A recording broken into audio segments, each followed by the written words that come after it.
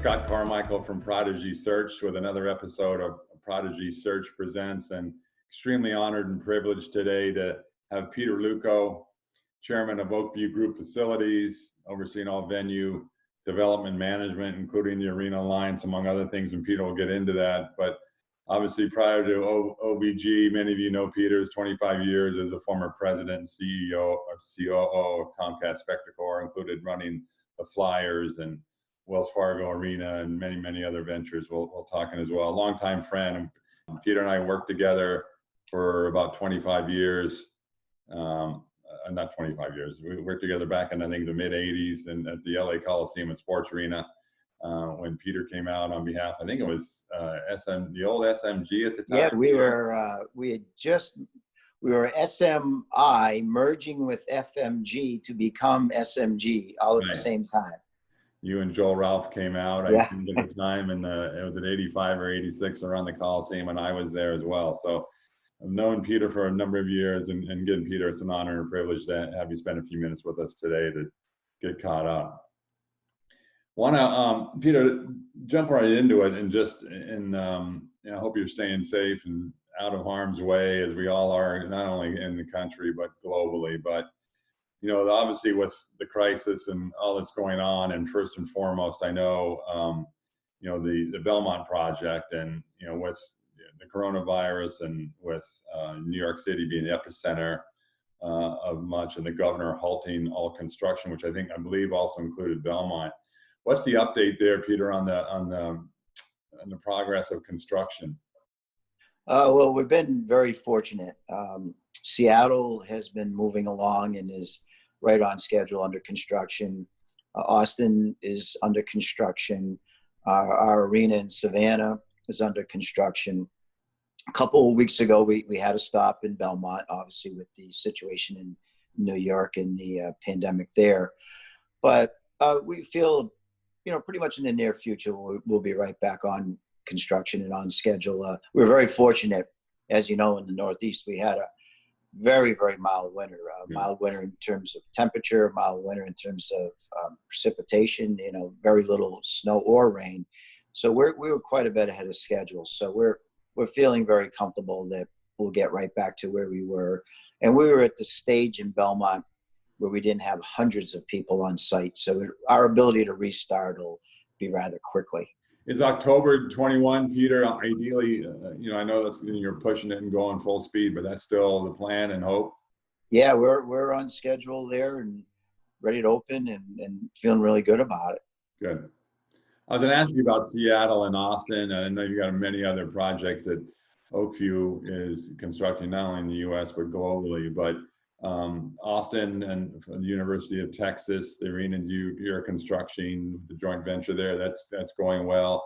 And you mentioned Seattle. You touch on those a little bit in terms of progress and timing? Yes, Seattle's really an engineering marvel. As you know, we're keeping the iconic roof in Seattle, and it's quite a project. We're literally the roof was hanging in the air, being supported by steel beams that will be taken out and not even used in the project. And it's really going to be a special project, because the arena itself, if you've been there, it really fits right into the neighborhood, and you can almost drive by it and not know it's there. So we'll maintain that. We're digging down even deeper to obviously turn it in from more of a basketball configuration into hockey. But the way that facility will fit into the neighborhood, the way that there'll be, a special tram right to the site, it'll be an incredibly green building, and we're really, really proud of it. And obviously the sales have been tremendous. Oh my God, yeah. Todd Lewicki and his team, there's a massive waiting list for seats, and the premium's going well, and the founding partners and the like. So, it's always been a great hockey market. Right. Back to the days, I know the Supersonics were such a big part of the community, but they've got a great junior hockey and actually pro hockey history. So that's really cool. And then in Austin, a joint venture with the university, and music in Austin, and there really hasn't been a first-class arena in Austin. And with Live Nation being also a partner in that deal, as is Seattle, we think it's going to be a great setting right on the campus. University have, the basketball teams will be there in university sports, but as well as a lot of music, a real music venue.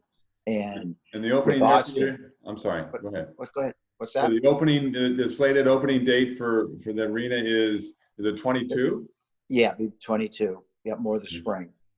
Okay. And I know Seattle was hit pretty hard initially too with COVID-19, and I don't know if that slowed things down a little bit as well. I mean, we're all faced with that, but. Yeah, but we were able to move through that and react quickly with a plan to make sure that the workers were on site were safe and spaced properly. So that the crew there did just an outstanding job. So we thankfully didn't really miss a beat there, which is important because obviously we want to be open and ready for the season. Right. Going back for a minute, Peter, in terms of the coronavirus and the arenas, and I know Oakview came out pretty vocally in terms of, I think it was a division, that a permanent division, it's being launched in terms of arena safety, cleanliness, air purification. Can you talk a little bit about that? Because I know you said you're busier than ever. As you establish that, coming out of that, making sure all the facilities that you're not only building but managing are meeting those specifications. Yeah, to Tim's credit, I don't, I think we hadn't shut down. It seems like 10 minutes, and he called me up and said, "Listen, this is something that we've got to get involved in. This is an opportunity to really be on top of the situation and open up our arenas, even sooner than maybe some would think we could, because we'd be on top of it and have a plan." It's, having the Arena Alliance is so important during these times, because now we have 29 of the largest facilities in North America, and we were able to have calls and get on the call and discuss what we would like to do is how do we work together as an alliance to be ready to come back when, government officials and leagues and everybody, and concerts for that matter, are ready to go. So we have a task force of our arenas. And then we also have a task force that we've just about completed that will have some leaders that could help us get this done, meaning architects, engineers, scientists, people that can help us get to the point where certain applications or capital improvements that we would put into, say, air handling units or other areas could be tested to make sure that they actually, help prevent this virus in arenas. So you need the arenas, and we're the operators. We can clean the buildings, but we need to have the proper applications and capital improvements maybe to get this done. So when you have your concessionaires, when you have somebody like an Eco Labs, you have mechanical engineers, and you have people that know the science surrounding these materials. We all band together, we can hopefully get back quicker and support leagues, teams, concerts, and our businesses. Peter, I was talking to somebody the other day too about coming back, and I know a lot of it's TBD and it's changing daily, weekly, in terms of when it gets reopened and when sporting events come back, and are they in empty arenas, and over time do the arenas get, I don't say reconfigured, but you look at the manifest, and do you seat people every others? And I know there's got to be a number of different scenarios being discussed within the facilities that not only you manage or constructing, but a part of the alliance. That's got to be extremely complicated. I don't know how detailed you get there. There's obviously the ticketing provider, there's the arena, there's the operations. Do people sit next to each other? Do you space the arena out? Just curious to know how involved, if any, you've been involved in that aspect of it. Yeah, no, we've and along with many of the facilities, we've been modeling, various levels of comeback, whether they may happen or not. First there's the empty buildings, teams playing in an empty building. How would you handle that? And by the way, when you play in an empty building, there's, probably going to be some 300 people or so in that Right. facility Right. to produce that event with, you think about it, players, coaches, TV, some security, off ice officials. So, it's quite a crew that would be there. Then you look into the spacing. I think that one's very difficult personally. I think, how do you tell which season tickets holders can come and not come? Yeah. What artist wants to play before, a third of the house. But we're modeling it, because if somebody says this is what we would like to look at, then we're going to be prepared to look at it. And then obviously, most importantly, being prepared to come back to work in a full bowl. And, and that's twofold. You have your patrons that you obviously want to be safe and to feel very comfortable, but you also have to, you've got as many as 2,000 workers in a building that obviously Right. you'll want them coming in healthy and then them at the same time feeling comfortable.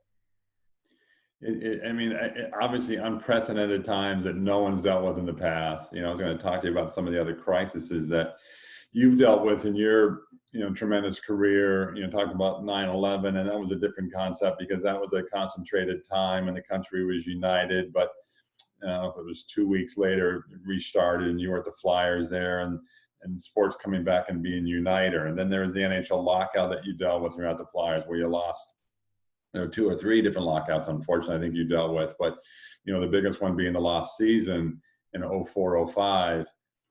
This can't compare, but as you deal with the crises, Peter, we talked to Frank Zapovich the other day, and who's been around in the event business and running both NHL mega events and NFL Super Bowls and so forth, and dealing with some of those things. But, again, unprecedented, but how would you rate as you're dealing with this versus some of the other crises you've dealt with in your career? Well, it's interesting. Obviously, this is a worldwide pandemic. I don't think, this is a generational pandemic. This is something that hopefully, will never happen again. And if, as I mentioned, it affects the world. My first crisis was making a run for it in the LA riots. In Los Angeles, and Right. actually having the LA Coliseum and Sports Arena become literally a military base for 6 weeks. That's right. That's through 9/11, and then obviously the lockouts. And I'm sure Frank mentioned this. You deal with whatever presents itself, Mm-hmm. right? And I think, if you use common sense and you're thoughtful and see the task at hand and see what the issues and maybe the obstacles are to coming back, you just deal with it. And, you mentioned 9/11, and I remember one of the issues of the day, and it was horrific and obviously centralized to New York. But the issue of the day was, if you recall, Scott, will people go to sporting events? Will they go to concerts? Will they go to restaurants because they'd be afraid of a terrorist attack? Right. And the answer to that was probably when George Bush threw out the first pitch at the World Series. It was we're Americans, we can overcome anything. Yeah. And I fully believe that that's going to be the situation here. That people are going to want to go out. They're going to want to go to events. People want to socialize. That's who we are. But also, I believe as an industry, and when I say industry, I mean the arenas, the leagues, the concert producers, everybody, we're going to have to obviously work together to make sure that our patrons are comfortable and we're providing a safe environment. So totally unprecedented, but I think along the way, some lessons learned from what I would call more isolated situations, and very unfortunate and terrible, but at the same time, we all learn something from all of them. Yeah. No, it's going to be interesting. Again, as I sit where I am and have been around the business like you for a number of years, but some of the things that not only you bring up here, but Frank, in our discussion, you don't even think about. You think about the ingress and the wanding and the security and the restrooms and all the things that you're not undoubtedly spending your days on planning accordingly. It's just overwhelming, I'm sure, in many instances as you prepare for that. As you walk through the steps, Scott, right from when someone enters the parking lot, right through till they get to their seat and then stay in the arena for the game of the concert. You think of all the touch points, right? That you've got to deal with. It's unbelievable. It's unbelievable what people are touching and sensing and traveling within an arena, stadium, or convention center, or anything. Right. Well, a lot of it too, Peter, that you've dealt with, and you mentioned it, is just a lot of it's preparing. And I'm sure you're spending multitude of time. Your experiences in running numerous facilities, being prepared for anything. Not everything, but being prepared for anything, I guess, is all part of the process, and that's where you're in a team. What about globally, Peter? I know OVG has projects in the UK, I think Manchester, they got Milan, the joint venture with Live Nation, I think Shanghai, if I'm not mistaken, that you at least been in discussions there. How has the global, this is obviously affecting us globally, is that projects there been able to maintain and keep pace?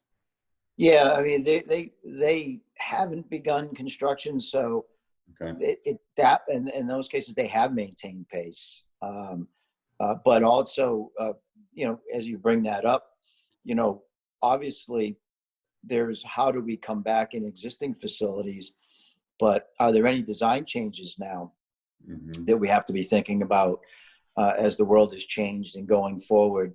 And will there be design elements, whether it's, your mechanical, electrical, your air handling units, spaces in a building, will you space differently?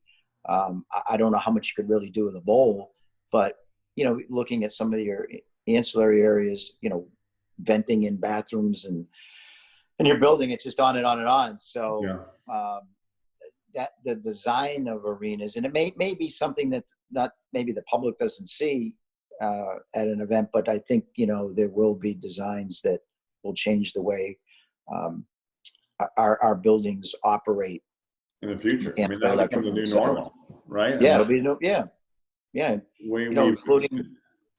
including testing.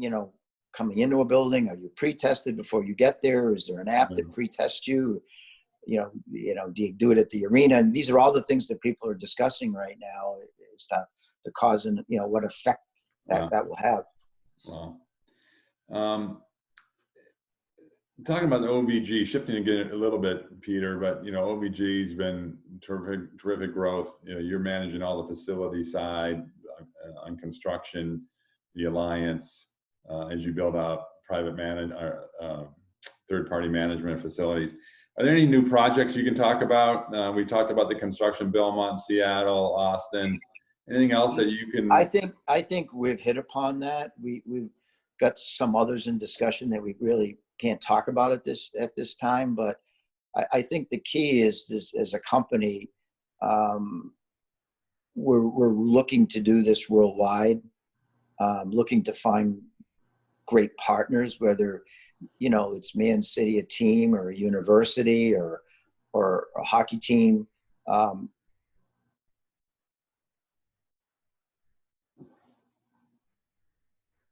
Started the companies, and then the support, in many ways we get incredible support from Live Nation, is the real belief in music and believing that music is such a big part of an arena and it's so popular where, Scott, we grew up, you're at the Forum, your tenants in your mind are the Lakers and the Kings, we view it as your second or third tenant is music. And if you look at a lot of these A markets, they're doing 40 to 60 concerts a year, which is really right about what a team would play, 41 or maybe 43 games and plus playoffs. So, you're really, once you view music as a tenant and the need for music and how people love music, our belief is that it just has not been given its due, and it's sort of exploited in a way that, and buildings being designed with great backstage areas and amenities for concerts, great sound, to create, not to try and convert a sports environment to a concert environment, but to create an environment that's great for both sports and concerts.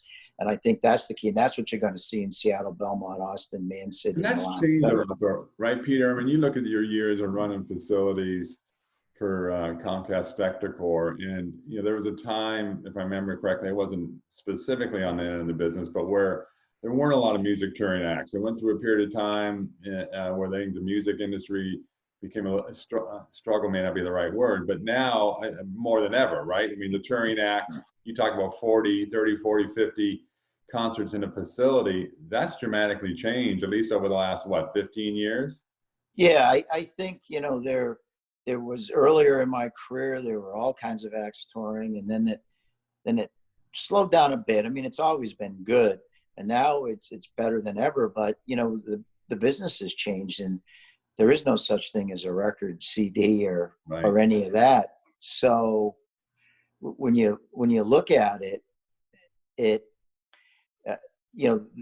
the acts really make their money touring, and that couldn't be better for the arena stadium business. Right. The touring acts, and I think that's great. And for us in the facility business, we have to be a good host, and we have to have arenas, stadiums that can host these shows, and because they're important, and we have to have the proper dressing rooms, load in, all the things you need to have a great experience for not only the fan, but the band. Have you had, I know Taylor Swift, I think, canceled her, among others, perhaps, her tour, was going to kick off in LA at the stadium there. Has there been a fall off? I don't mean to be, trite, but has there been a fall off on acts given where we are, at least postponements? Yeah. The good news is they're not canceling. They're just moving to later dates. So tours are moving back.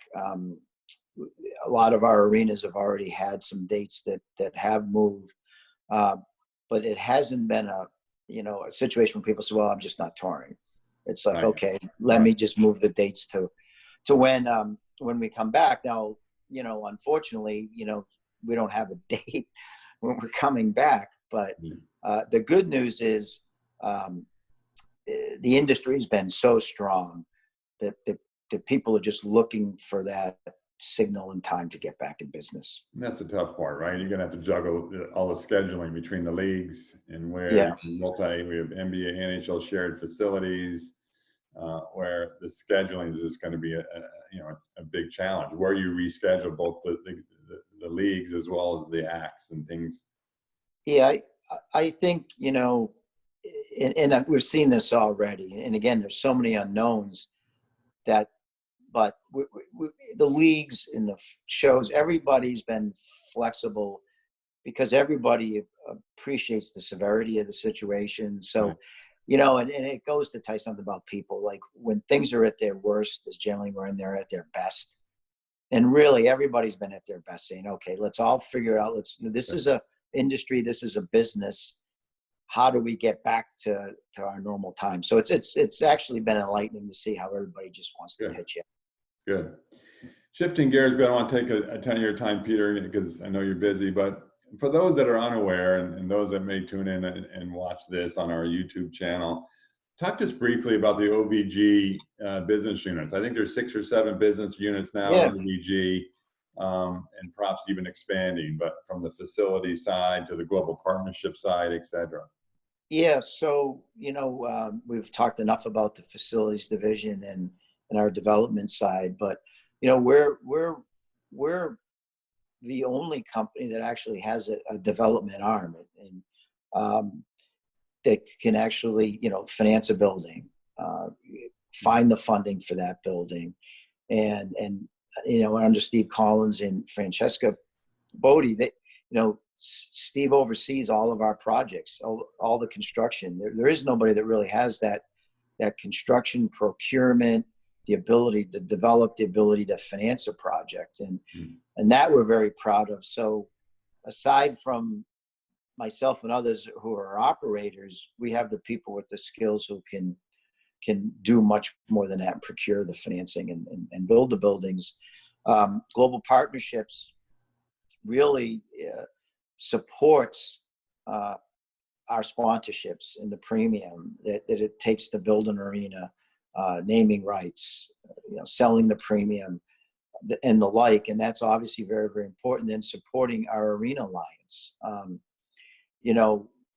One of the facets of the Arena Alliance is, as we provide sponsorships and help them secure more shows, was to get non-traditional sponsors.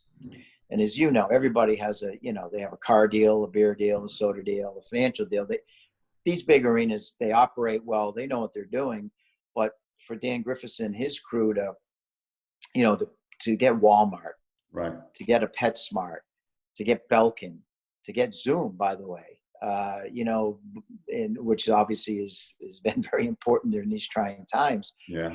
To get these non-traditional sponsors to arenas, obviously it's just fantastic to find a new revenue source for those arenas, but also it's really something that hasn't been done, is to aggregate 29 buildings and say, okay, Walmart, we can put you before 72 million people, plus use the assets of their social media data, et cetera. So it's, it's probably double that. So that's what Dan and his group does. And then Mike Downing, who formerly was in charge of anti-terrorism unit at LAPD, is our preventive partners, which is interesting in these times.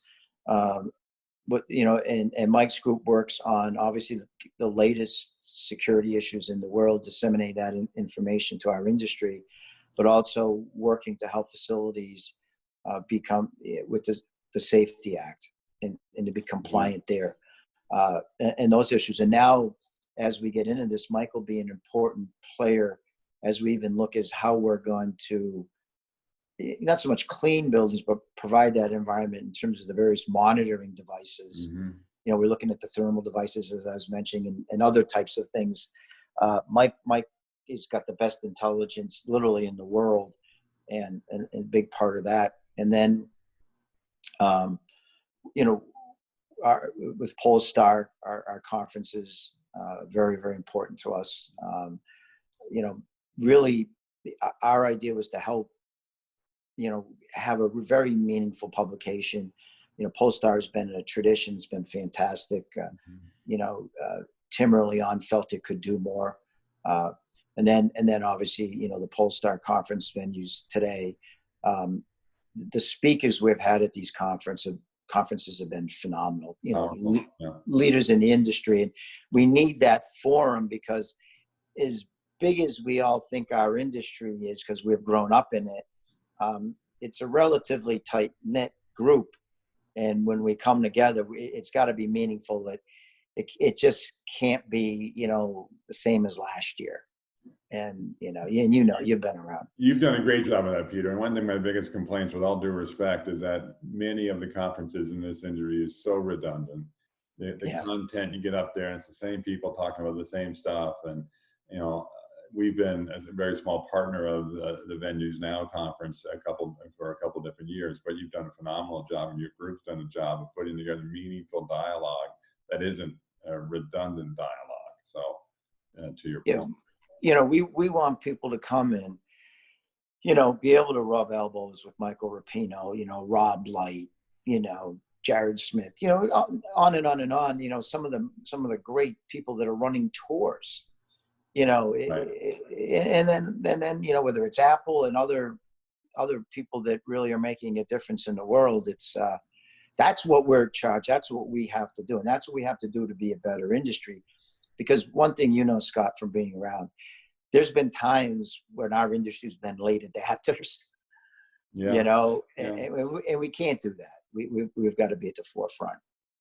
Well, and you guys have done, I'm not being overly gratuitous, you guys have done a great job in building in what's been 3 or 4 years at the Oakview Group, and the team that put together between yourself and Tim and Dan, and there's so many, many others. So, Yeah. And, you know, Irving is so powerful.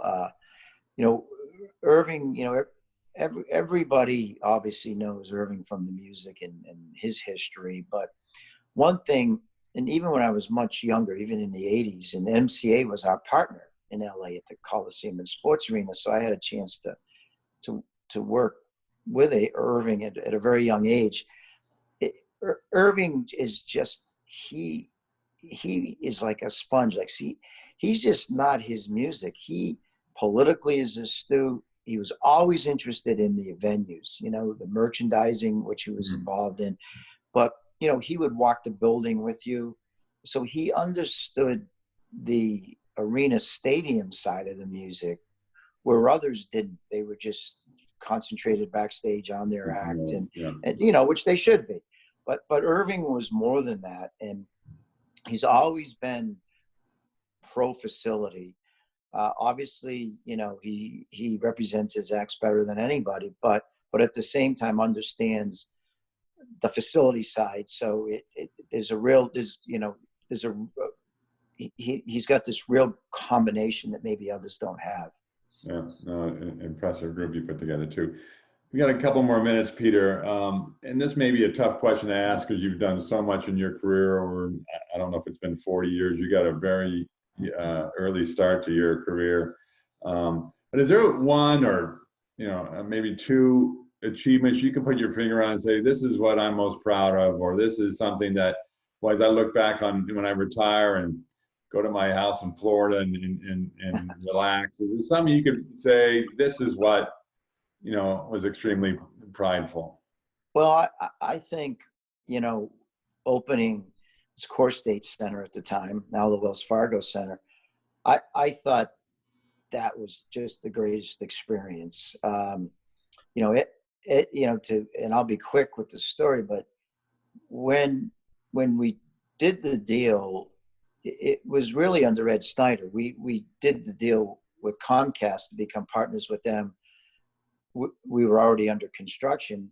And at the time, we had the Spectrum and the Flyers.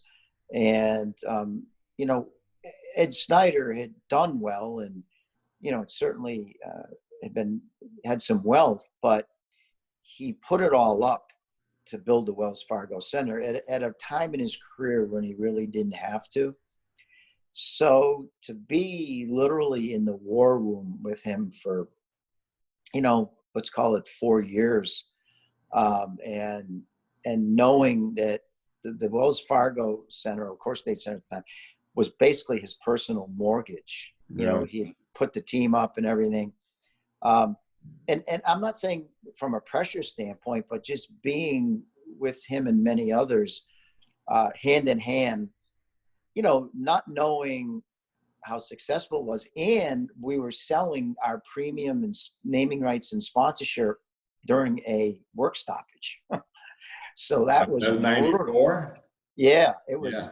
So we were selling the premium, and at a very difficult time, and the economy wasn't that good either. So that was what, you know, to see that building open and to see we hit our numbers, hit our budget, you know, just to see the pride Ed had and probably relief, you know, that to me was great. And then having the ability to start a private management company, a ticketing company, and a food service company under Ed Snyder was just awesome. And I think as you get a little older, probably the other crowning achievement isn't one instant, but it's having the ability to start young, but then also give young people opportunity.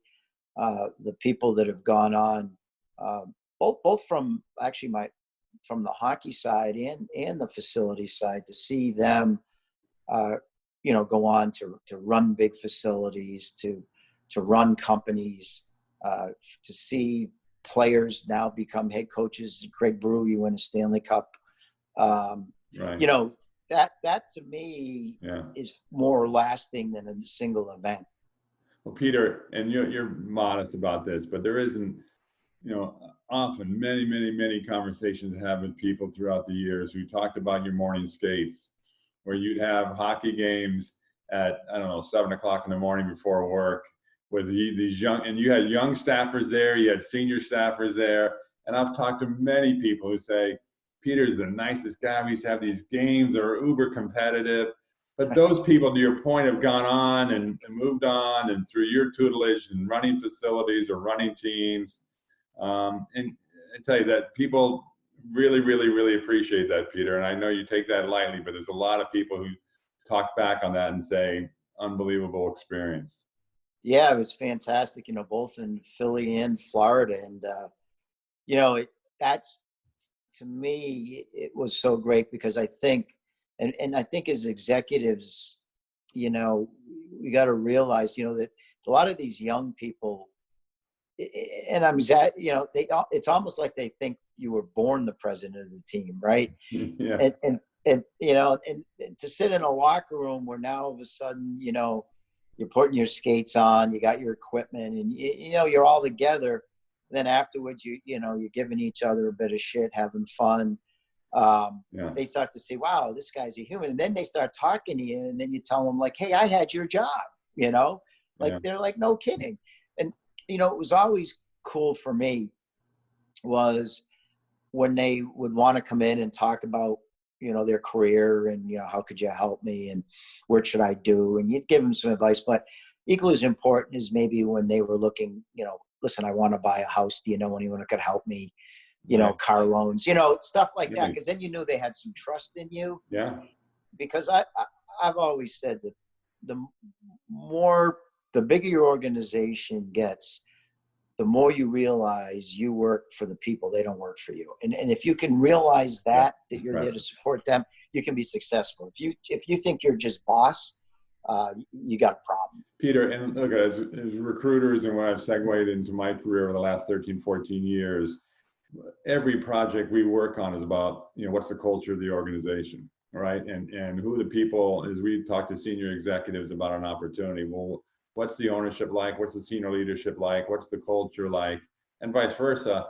But it's those stories, Peter, that there's organizations that there's, grind. People that can be assholes, pardon the expression. But to your credit, you've got great demeanor, great people skills, great leadership skills. And it says a lot for the kids that come in and ask you about car loans or home loans, because that means that you're a good leader and you don't sit in the corner office and tell everybody, don't come in here. Yeah, the worst is do more, and I'll tell you that's what is so much fun now with OVG, because Tim has was a similar unbelievable experience on the West Coast and everything that he did, and then Irving, what he's done in this, and we're all sort of the same ilk, it's about the people. We don't make anything. People do great things, and you lead people and work with people, but the people are going to be the accomplishment. And Tim's very passionate that way. And that's what's been so much fun about working with him is he really cares about people. And obviously I feel the same way, and he wants to see everybody succeed because he's also at that point in his career. It's not, it's about it sounds cliche from the team side, but it really is about the team and the people. Like if people are dreading going to work, you can't have any success. It just can't happen. If it's a job, you're done. Well, it's passion, and it's all the things. We could talk a long time about that, but it starts with leadership. But I talk about all the time with people and candidates. If you're lucky enough to work in a job that you have a passion for, and you wake up in the morning and you love to go to work and you can't wait to get to work because that's the environment, that's the industry, you're so far ahead of everybody else, and that's so critically important in anyone's career. So it's great. And listen, you've got the varied experience. I think that's what makes you successful at what you do in your company is that you've been there, right? You've been in the trenches, you've been in the business. There's other other firms maybe that you don't really want to hire a resume. That's the most dangerous thing you can do if you're on the other end. And if you can ferret out based on your experiences and your knowledge, and so you've paid the price to build a business based on knowing the industry and the needs of your clients. So that's where I think the experience factor comes in. And that's, I think young people are brilliant today, smarter than ever, frankly, but there is that experience factor too, that you have to gain over time to be really, really successful. Well, Peter, we could talk for a long time, and I've always enjoyed. You've been a great friend, and frankly, have been a mentor of mine just throughout my career and our times that we've touched. So I can't thank you enough. I wish you continued success. Trying times for us all. So I know you got your challenges, but stay safe first and foremost. Hope the family's well and out of harm's way. And I look forward to talking to you again really, really soon. But thanks for your time. Sounds good. Thanks, Scott. Thank you.